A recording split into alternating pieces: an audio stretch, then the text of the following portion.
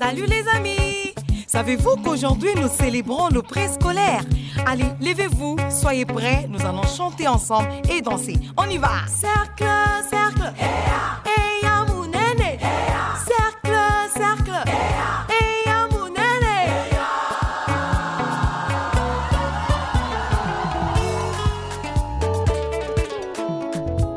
Eya, vive le préscolaire.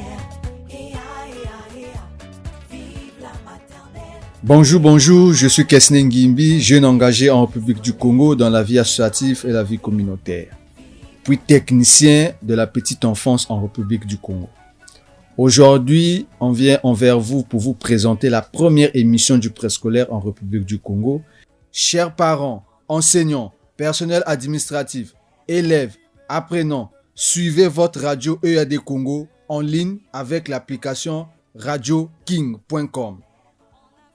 Aujourd'hui, je vais vous présenter la première émission du préscolaire en République du Congo, tout en commençant par résumer l'activité qui a été célébrée dans le département de Pointe-Noire, qui a marqué la première édition de la grande fête du préscolaire. C'est au long de cette émission qu'on va développer en large les différentes étapes et les ateliers qui ont été présentés pendant cette grande fête.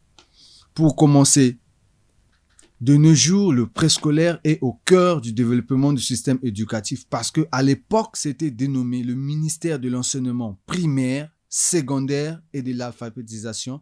Mais aujourd'hui, il est dénommé le ministère de l'enseignement préscolaire, primaire, secondaire et de l'alphabétisation. Donc, c'est pour vous dire que on a accordé de la valeur au niveau du préscolaire pour booster le secteur éducatif. Pourquoi? Parce que actuellement, de nos jours, le préscolaire a été mis au centre et au cœur du développement du secteur éducatif au Congo. Voilà pourquoi cette année, le préscolaire a eu mettre en place un projet pour réaliser, pour fêter leur première fête éducative au préscolaire dans le département de Pointe-Noire. Cette fête a été accompagnée par les activités et nous avons eu l'apport de l'OMEP. C'est quoi l'OMEP? L'OMEP est l'Organisation mondiale de l'éducation du préscolaire. Il est planté dans plusieurs pays du monde. Particulièrement, c'est la RDC qui est associée à la République du Congo pour la réalisation de cette activité. Nous allons suivre une chanson qui a été dédié à cette journée. Vive la grande fête, fête du préscolaire. Vive la grande fête, fête du préscolaire. Vive la grande fête, fête du préscolaire. Vive la grande fête, fête du préscolaire. En Afrique francophone, célébrons le préscolaire. Vive la grande fête, fête du préscolaire. Au Congo, Kinshasa, Toko, Sepe, la Banso. Vive la grande fête, fête du préscolaire. Cameroun, Côte d'Ivoire, Togo, Sepe, la Banson. Vive la grande fête, fête du préscolaire. La grande fête du préscolaire est une opportunité de promouvoir le préscolaire dans nos communautés. Envoyons nos enfants dans des structures préscolaires pour les préparer à bien s'adapter à l'école primaire et toute la vie. Le préscolaire est une affaire de tous. Des éducateurs, des corps soignants, des nutritionnistes et des journalistes, des juristes et des artistes, des gouvernants et de toute la communauté. Vive la grande fête, fête du préscolaire. Congo, Brazzaville, Sénégal, Gabon, Maroc. Vive la grande fête, fête du préscolaire. Vous avez écouté avec moi la chanson qui a été conçue pour célébrer la grande fête du préscolaire au Congo.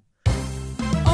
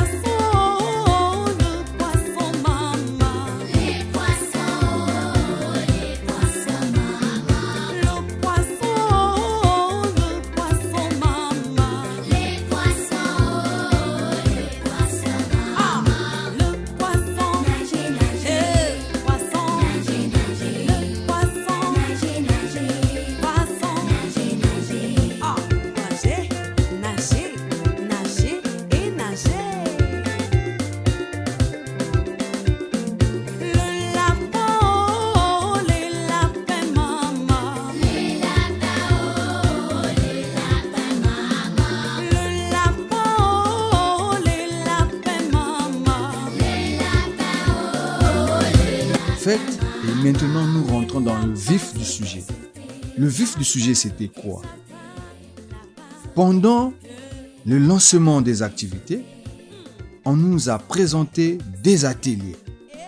Pendant des ateliers, on nous a animé les thèmes qui nous a permis de comprendre et d'évaluer notre niveau. Atelier a été présenté par Steve Mbongo, qui est ophtalmiste, c'est-à-dire une spécialité qui étudie les aspects physiques et pathologiques de l'enfant. L'atelier de notre consultant a été centré sur la neuroscience. C'est quoi la neuroscience? La neuroscience, c'est un domaine ou une spécialité qui nous permet d'étudier le cerveau de l'enfant. Mes amis, élèves, parents, vous savez bien que le cerveau, c'est l'élément qui permet à l'homme de comprendre, de vivre, d'étudier.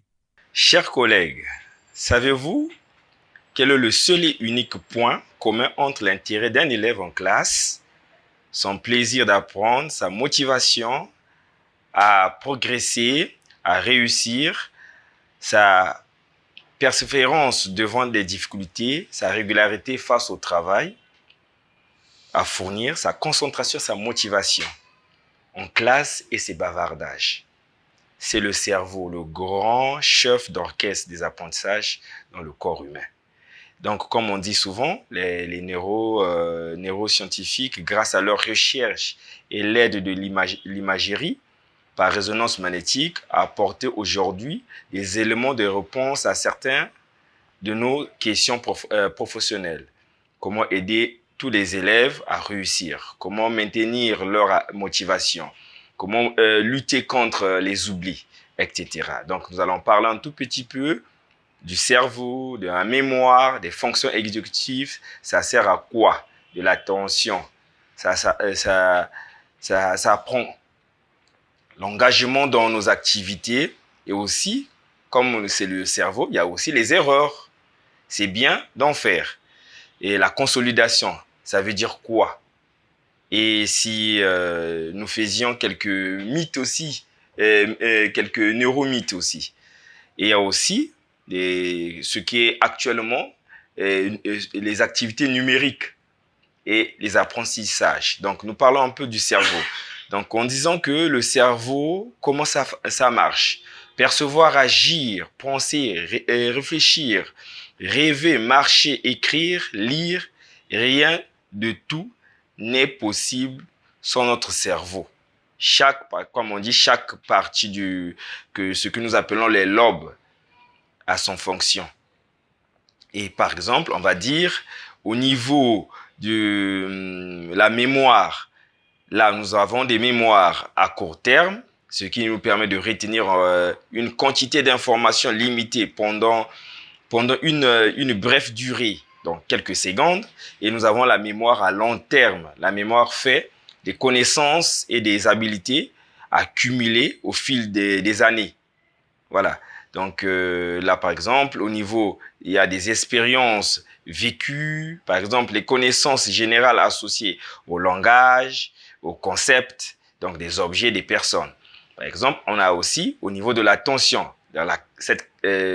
cette partie qui contrôle l'attention dans le cerveau, c'est cette capacité d'atteindre un niveau d'éveil suffisant afin de pouvoir se concentrer sur ces différents, soit sur un élément en particulier, soit sur deux ou plusieurs. Il y a aussi une partie aussi qui contrôle le langage oral, ce que nous parlons. Il y a aussi dans le cerveau une partie de la motricité qui contrôle le mouvement du corps. Et aussi, il y a des parties de la perception que nous percevons les couleurs, les formes, les distances des objets. Et il y a aussi des parties qui contrôlent aussi toujours dans cette même optique l'orientation dans le temps et dans l'espace. Il y a une partie aussi qui contrôle le langage écrit dans le cerveau. Et pour finir aussi, il y a une partie qui contrôle, comme on dit, les fonctions exécutives. On va développer ça après. Par exemple, ces fonctions exécutives, c'est des capacités à adopter des comportements adaptés à des situations nouvelles ou complexes. Donc, dans l'organisation et la planification, dans l'abstrait, voilà, comprendre la nature des liens entre les choses et entre les idées. Le jugement, ça nous permet de juger. Ces fonctions exécutives nous permettent de faire un jugement sur quelque chose. Et ça nous permet aussi de se contrôler, comme nous disons, l'autocontrôle, les contrôles des émotions, des actions. Et il y a aussi une partie, toujours dans les fonctions exécutives, la flexibilité. Donc le pouvoir de passer facilement d'une idée à une autre. Voilà. Donc, du coup, comme on dit, le cerveau est si complexe. Et dans notre cerveau, nous avons au moins environ 1 million de milliards des connexions. Grâce à ce que nous appelons cette plasticité cérébrale qui est activée du début et à la fin de vie. Et cela nous permet aussi, cela nous apprend pour favoriser ces apprentissages. Par exemple, on va dire que la maturité du cerveau, et notamment, comme on dit, le cortex préfrontal se termine vers 25 ans. Donc, c'est en lien avec la puberté. Ainsi, avant cet âge, on peut considérer que tout n'est pas joué. Il est encore possible d'agir sur le développement des différentes parties du cerveau des élèves en privilégiant certains choix pédagogiques parallèles à d'autres. Par exemple, la créativité, l'engagement actif, le statut de l'erreur et comme on dit aussi plus loin, le métacognition et l'entretien et les explications. Et tout ceci dans le cerveau, tout est évolutif. Rien n'est figé. Tous les élèves en situation d'apprentissage peuvent donc encore progresser, quel que soit son niveau. Donc, la seule condition nécessaire à sa progression, c'est l'activation neuronale pour lui permettre c'est ça qui permet de privilégier des séances à l'élève de façon très régulière à activer le cerveau. Et aussi ces connexions qui se mettent en place. Ça permet à l'élève de créer ces connexions.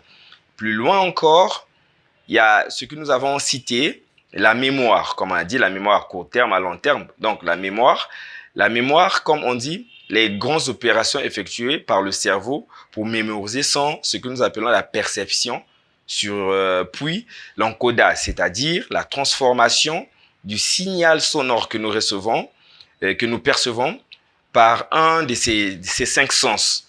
Il y a le stockage d'une fraction de seconde, des années, dans des zones dédiées à cette partie du cerveau. Et enfin, il y a la récupération des informations. Donc, c'est-à-dire qu'on devient conscient ou inconscient, on se rappelle sur quelque chose. Ainsi, le cerveau perçoit tout au long de la journée des informations. Lorsqu'il voit, il sent, il touche, il entend. Lorsqu'il voit, il touche, il entend. Et ça permet de créer des traces que nous appelons mnésiques, les traces des mémoires. Ces traces sont constituées d'une combinaison d'émotions, d'analyse, de compréhension. Voilà. Et c'est ça qui nous permet de stocker les informations. Et ça favorise les apprentissages. Donc, une mauvaise perception des informations va générer des problèmes d'encodage, par exemple, de stockage, donc de mémorisation et des informations pour récupérer, ça sera difficile. Donc, la mémoire de travail a une capacité de stocker, de stockage réduite de cette information maximum. Donc, au-delà, il y a des risques d'oubli. Donc, il faut donc privilégier des consignes claires et écrites pour aider les élèves à mieux apprendre. Pour aider les élèves à mémoriser à long terme une notion, il est essentiel d'organiser des activités afin de lui permettre de manière consciente, voire inconsciente, de réactiver ces traces, comme nous appelons les traces mnésiques, donc de la mémoire, en classe, des reprises des notions vues précédemment en mode expansé, c'est-à-dire que en utilisant des feedbacks, des flashs, cela privilégie et permet à ces élèves de bien mémoriser des choses. Et aussi, sensibiliser des élèves aussi au rôle du sommeil. C'est leur donner la clé pour améliorer leur capacité cérébrale. Donc, il faut bien dormir pour, comme on dit, 8 heures de sommeil, c'est très, très bien pour nos enfants. Donc, il y a aussi ce point que nous avons dit, les fonctions exécutives. Ça sert à quoi? Ces fonctions exécutives jouent un rôle majeur dans le développement, comme on dit, socio-cognitif, émotionnel de l'enfant et de l'adolescent et dans ces apprentissages scolaires fondamentaux.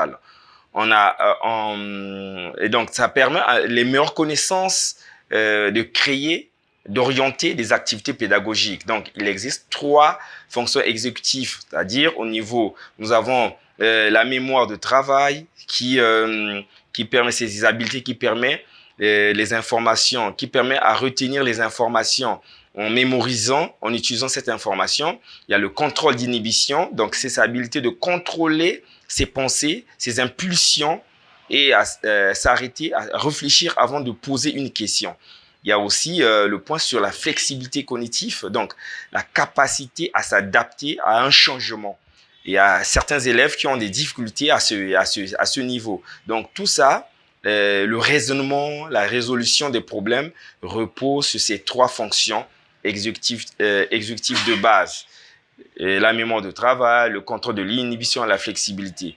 Et cela, la réussite scolaire des élèves est liée dans la plupart des grandes mesures aux capacités exécutives plutôt qu'au niveau intellectuel ou aux milieux socio-économiques dont ils sont issus.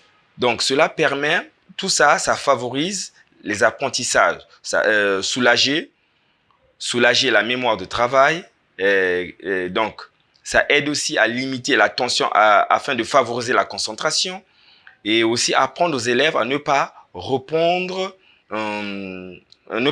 Donc, il faut réfléchir avant de réagir. C'est ça ce que nous appelons le contrôle d'inhibition. Donc, utiliser les ardoises ou les feuilles de brouillon pour formuler leurs réponses à l'écrit avant de répondre à l'oral.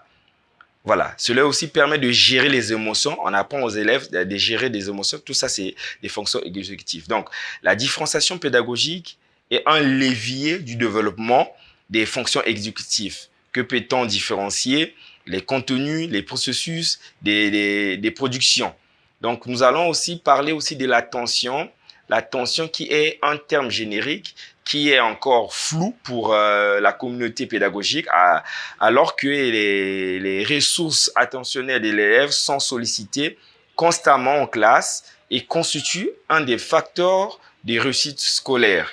Et cela permet à l'élève de limiter la multiplication des activités et éliminer autant que possible les distractions en classe. Ça crée créer un environnement de travail propice aux apprentissages. Donc, les activités courtes, de courte durée favorisent le maintien de l'attention.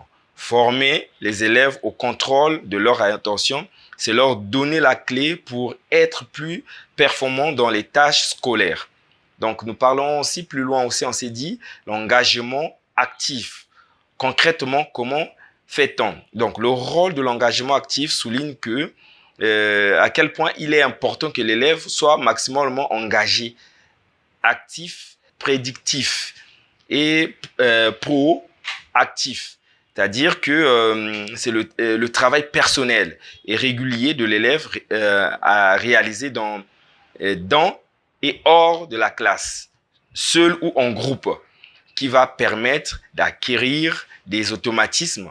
Donc, passer de la mémorisation de travail à la mémorisation procédurale pour à terme devenir de plus en plus autonome dans ses activités. Donc, ceci aussi aide l'enfant, ça aide l'enfant à apprendre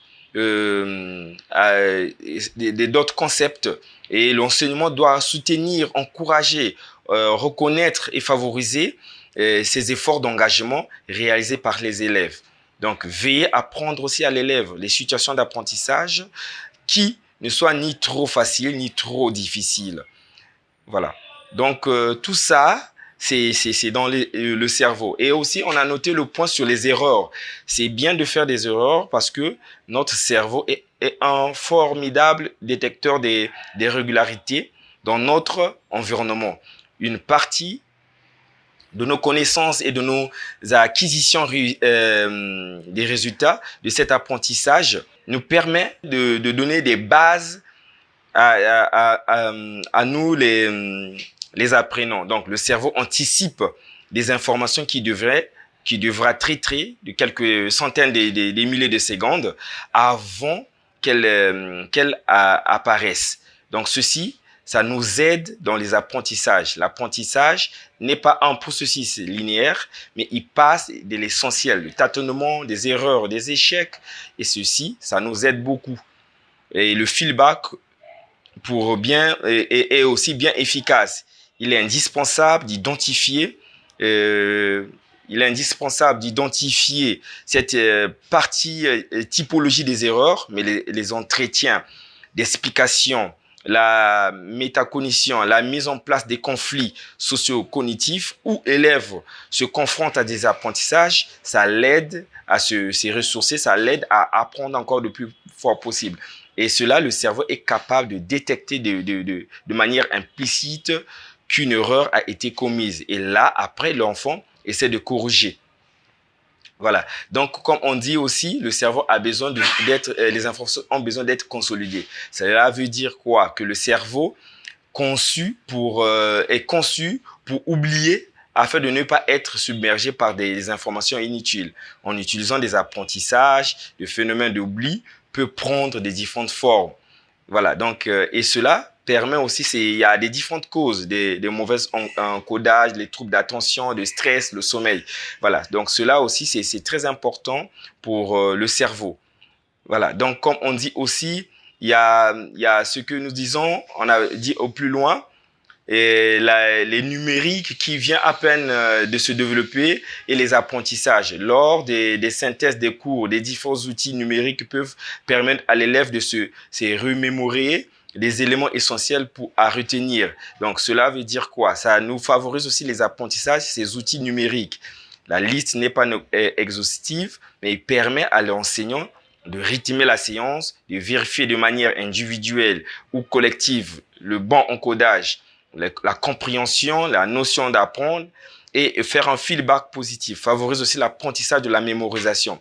Ces outils numériques permettent aussi à l'élève d'apprendre de façon très ludique, de vérifier de manière autonome ce qu'il fait, ce qu'il sait et de favoriser aussi, de faire varier de sports de travail, de réviser à l'école comme à la maison.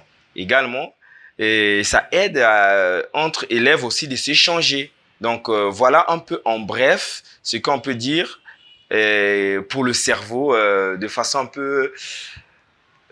peu plus large, quoi. Merci. L'âge, en vous écoutant, souvent on dit qu'à un âge donné, le cerveau ne fonctionne pas. Comment ça se passe? Comme on dit que la maturité du cerveau, c'est depuis l'enfant, depuis dans le ventre de la maman, jusqu'à ce que l'enfant va venir au monde. Et après, le cerveau évolue, ça grandit suite à des expériences vécues et autres. Donc, on pourrait dire que la maturité du cerveau est notamment, ça se termine pratiquement vers 25 ans. Voilà, pratiquement vers 25 ans.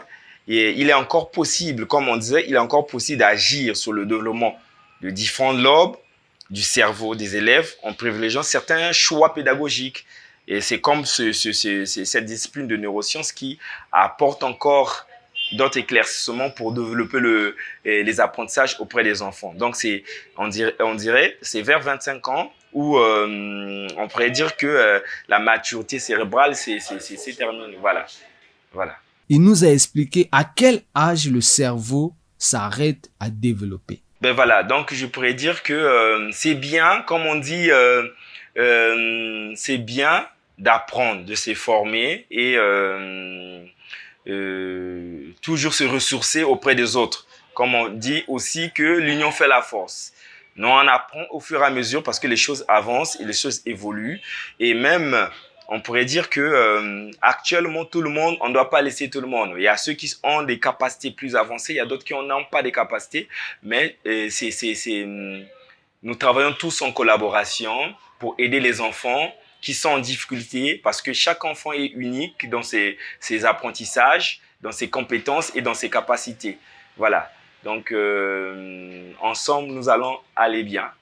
Et je pourrais dire pour nous contacter, c'est au 06 978 45 47. 06 978 45 47.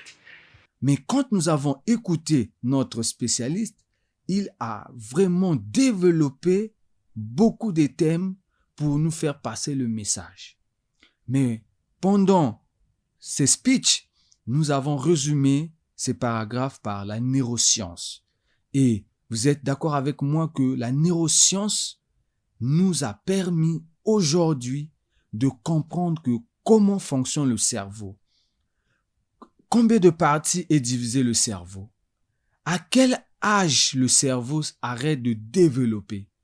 Et pendant cet atelier, le consultant nous a accordé l'interview que vous allez suivre ici, dans notre émission. Voilà, moi c'est Steve Mbungu, je suis orthophoniste.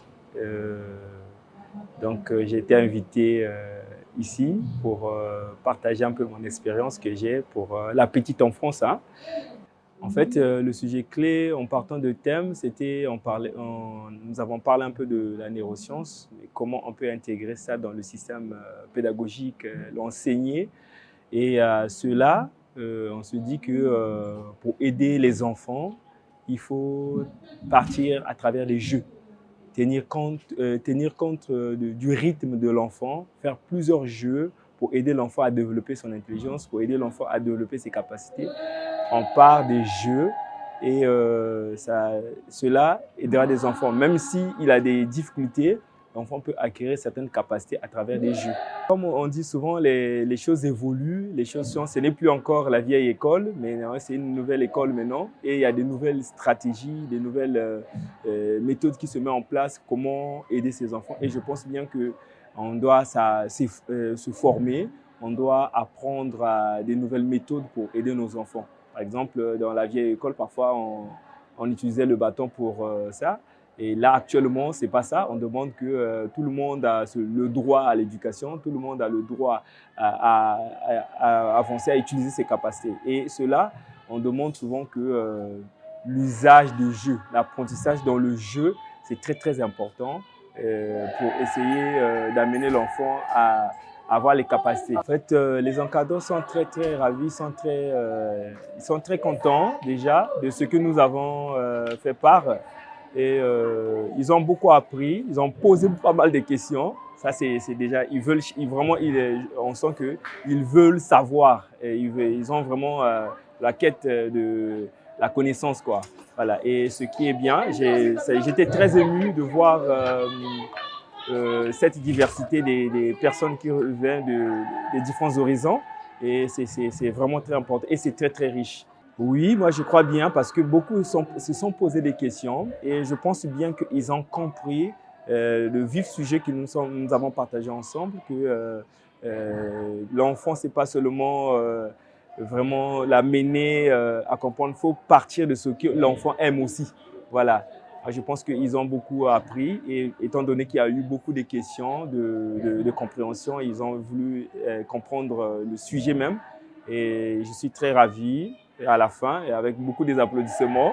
Et je pense bien que c'est important. Et comme on s'est dit que non, c'est une continuité. Ça, c'est le premier tour, mais je pense bien que c'est une continuité. On continue toujours à se chercher, on reste ensemble et on se partage les connaissances. Mais à la sortie de cet atelier, les participants ont donné leur avis tout en disant qu'ils sont sortis satisfaits parce que pendant cet atelier, ils ont compris certaines choses qu'ils ignoraient. Je suis Madame Lucie, je suis agent de la DPS, je suis chef de bureau des activités des apprentissages. Ce que j'ai retenu en quelques mots sur ce qu'il a fait, les neurosciences, j'ai retenu que le cerveau a deux parties qui sont l'hémisphère gauche et l'hémisphère droite.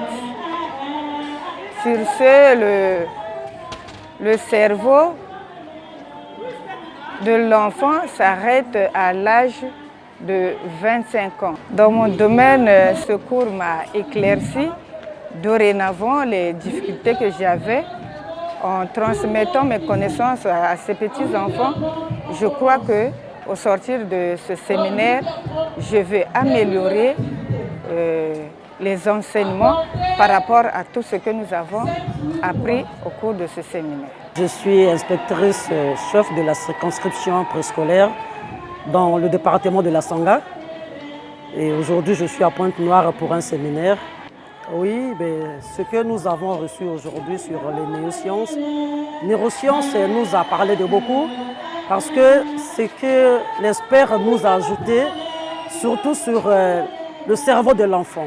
Et au préscolaire, nous travaillons surtout sur la psychologie. Et ce que nous ajoutons aujourd'hui, ça nous a épargné aujourd'hui beaucoup. Parce que quand une éducatrice travaille, un enfant peut faire les bonnes choses en classe, l'enfant est violent. Alors c'est un parent qui peut, la maîtresse peut penser que l'enfant là peut être bandit, mais la maîtresse n'a pas la maîtrise de cet enfant-là. Or aujourd'hui là, avec ce que nous avons appris sur le cerveau de l'enfant, la neuroscience, ça nous a édifié beaucoup comment on doit se comporter vis-à-vis des enfants. Est-ce que l'enfant là agit parce que l'enfant est maltraité à la maison par ses parents? Est-ce que l'enfant est maltraité par la maîtresse? Donc tout cela, ça joue un rôle de la tête. C'est la tête que nous allons bien regarder sur le psychomotricité de l'enfant d'abord et la neuroscience nous a édifié beaucoup dans là. Voilà pourquoi on dit bravo à notre consultant pour les échanges. Salut les amis! Savez-vous qu'aujourd'hui nous célébrons le préscolaire? Allez, levez-vous, soyez prêts, nous allons chanter ensemble et danser. On y va! Cercle, cercle,